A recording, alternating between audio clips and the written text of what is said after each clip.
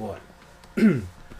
Hello again. Here we are with another GURPS podcast. I'm CrimsonWali, and joining me is Crimson Rod. And today we're playing another game of GURPS. So, GURPS is a generic universal role-playing system which utilizes paper and dice. Players are allowed to create characters using points and levels to divine their skill sets. Each session is played by a GM and a player. Now, the campaign that we play in is called Krull's Island. It is a continent surrounded by endless ocean and countless terrors. The inhabitants are divided into 3 realms: the Red Dominion, the Galatholian Empire, and the Turel Kingdom. It's a world of mana-powered civilizations and oppressed nomadic societies. So, Crimson Rod, who will you be playing today? I'll be playing Garwood. And he is a drow elf. And he has short white hair, pointy ears, white skin. And he wants to prove himself to be the best archer in the world. And he has a bad temper, he's a bully, has bloodlust, along with some other abilities that will reveal themselves later on. And I will be playing Broman as an NPC. He's a big built black guy with pink lips. He has a unarmed skill set as well as several magical abilities.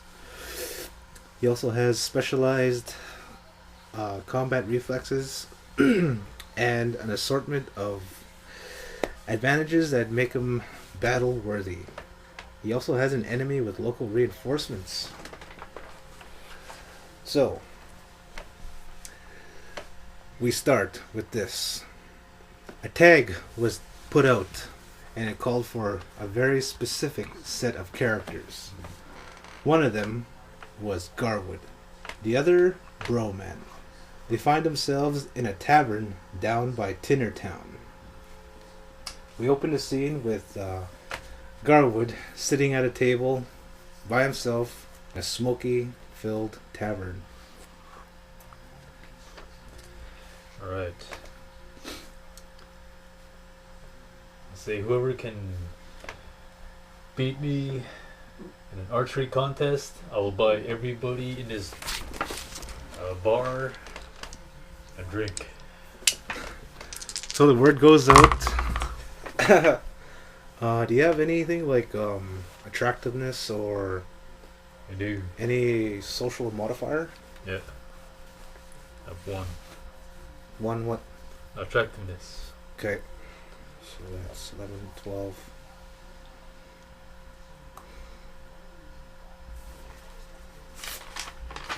Okay. As soon as you put out your challenge, everybody just drunkenly ignores it, or otherwise doesn't approve of your challenge in this particular part of Tinnertown. I'll buy you 2 rounds. And still a silence echoes. If you don't acknowledge my challenge, then I'll have to beat it out of you. I grab like the skinniest looking guy. Alright, you pick up a 90-pound man that looks like Sonny Boy. So he's scrappers. I push him onto the table, spilling some of their beers. Alright, he lands on the table with his ass out, and he just kind of stays there waiting for something to happen, Punch his ass. as if expecting his pants to be pulled down. He was expecting that. I just give him a good Charlie horse to the ass. So when that happens, he just kind of takes it, and then people in the room who saw it kind of laughed and they cheered. I was like, yeah, and I grab someone's beer and drink it. You drink it, and it tastes like beer and butted out cigarettes. Taste it and I spit it at people. What did you get for not taking on my challenge? And like push their table just to make it move and shake their shit. And walk away. Alright, as you're walking away with full confidence, you see a man approach you. He looks like to be dressed in some very formal clothing. He has a big tall hat with a white beard. What, do you come to challenge me? Point at his chest. And then the man in the top hat says, "Nope, but I have something better. A job that will challenge you. Okay. Would you care to bend your ear this way for a few pieces?"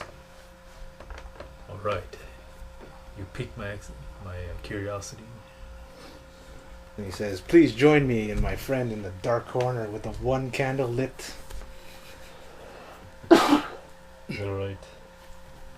I walk over there with my cracking my knuckles. So you join the butler and the man sitting across from him. The butler introduces himself as simply the butler. And I sit down very stiffly. Like that. And then the butler motions to the person beside him and he says, "This is the man I've also hired. He calls himself Broman." When you look over at Broman, he has a hood pulled over him and his big pink lips kind of protrude from his dark hood. So, Broman. I guess I flex my arm. What's going on? I hold my hand out to him. And then he shakes your hand and he nods up and down while his lips are kind of flapping a little bit. So the butler looks at the both of you and he says, "Well, gentlemen, I have a job for the both of you. It's very simple and your skill sets are very attuned to it. And it goes something like this. A few nights ago, a piece of tapestry was stolen from a delivery boy making his way to Tinnertown by way of Tabar High.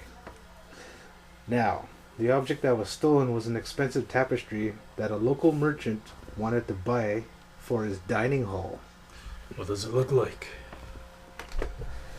So he pulls out a piece of parchment from his hat, his top hat, and he lays it on the table, and he shows you a picture of it. Okay. And it looks like a double-headed eagle holding a staff. It's alright.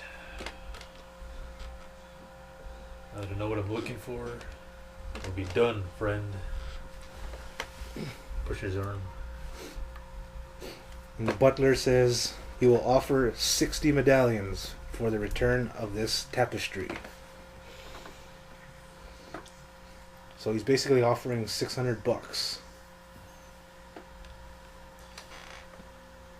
What if I can't guarantee the safety of this tapestry? Will they give me extra money for its safety? Well, there is a bonus option. If you can return the thief who stole the tapestry, I will add an additional 10 medallions. Okay. Sounds like a deal. Says, "Excellent." Says, "I suggest you start at the fabrication workshop on the outskirts of Tabar High." Right now?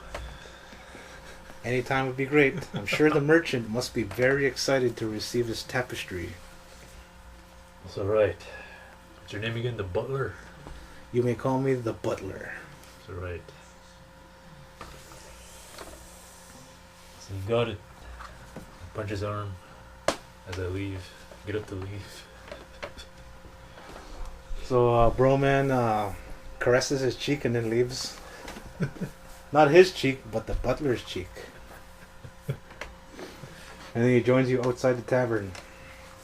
See, He takes his hood off and he says, "Well, bro, looks like we'll be working together." So where this workshop is?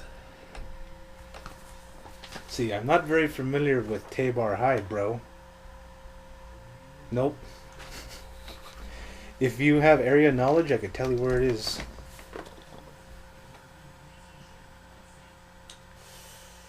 I'm streetwise. Maybe you can figure something out. That'll do. I'll look at some people and say, hey! And grab them by their shirts. Say, you know where the workshop is? I failed.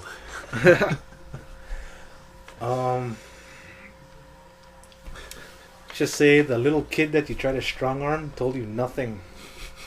I got nothing to say to you. And he ran away screaming, "Mommy." Alright, I have a better idea.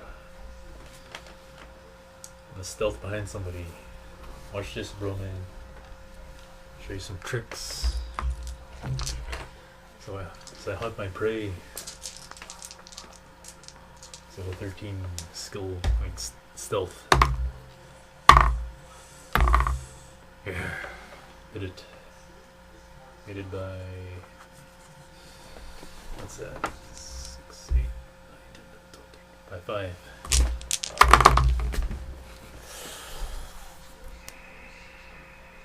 Just made it by 1. Okay, you snuck up behind someone. Right, I grab their neck and I pull out a dagger. Say, hey, tell me where this workshop is, or I'll kill you. Okay, first you're gonna have to make a DX contest to grab him. So,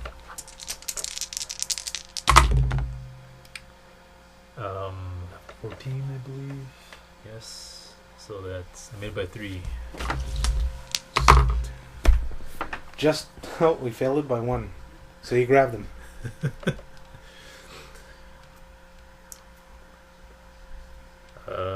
I point.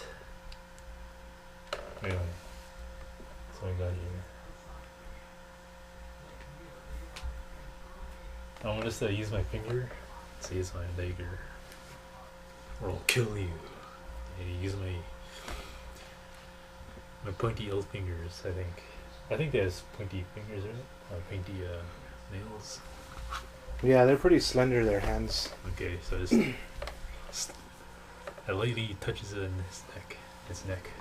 Okay, give me an interrogation roll. Do you have interrogation? I have fast talk, but no interrogation.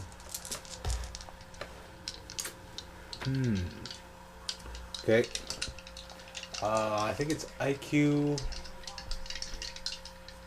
It's IQ -5, but since you threatened him, you get a +5. Okay, so it's 10. It's a roll of 10. It's an 8. Oop, it's a 9. Made it by 1. All right. The frightened civilian tells you the fabrication workshop is located on the outskirts of Tabar High. I'll mark it on your map. Just kidding. You don't have a map. But he tells you where it is anyway. So, thanks. if you're looking at your screen right now, we're marking the map location right now. Okay. I push him aside. He runs away screaming for a guard. Let's get out of here, Broman. Broman levitates away. Follow him, kind of. Keep it in my sight. Okay. About 2 hours pass, and we make it to the outskirts of Tabar High. It's a lightly packed community with large buildings with smokestacks of billowing green gases.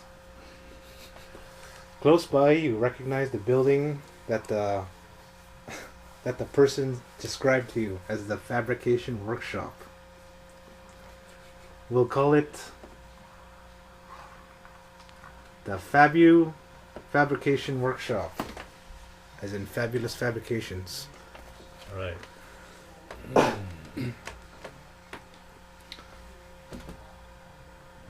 Take a look at it. Look at the property. It's a large brown building. It looks like a warehouse. Several windows are on high. There's a couple smokestacks, and there's a large wooden gate in front of it. It's a big fenced thing. Like a fenced in building. No, it's like a warehouse-looking building. Okay. That's right, Broman. How are we gonna do this? We just knock? He agrees. Yep, I think we should just knock, bro. It's alright. Pounded it with my forearm. RCMP style. So, a few seconds later, the door opens, and outside walks a young lady wearing a dirty apron and a dirty worker's hat. She asks what you want. Says, you there. For looking for some stolen property, a tapestry. I described this as a two-headed eagle with a staff. And she wholly complies.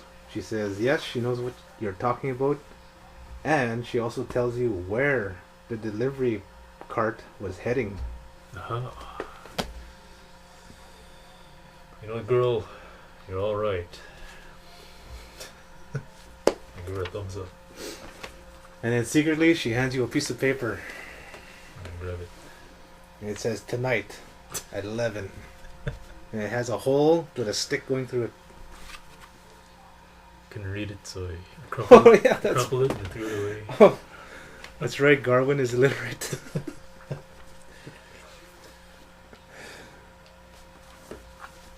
And then Broman is walking with you, and he says, "So what was that he gave you, bro?" There's some gibberish. And then he says, "The way she was looking at you, I think she wanted to fist you or something, bro." So where's this cart?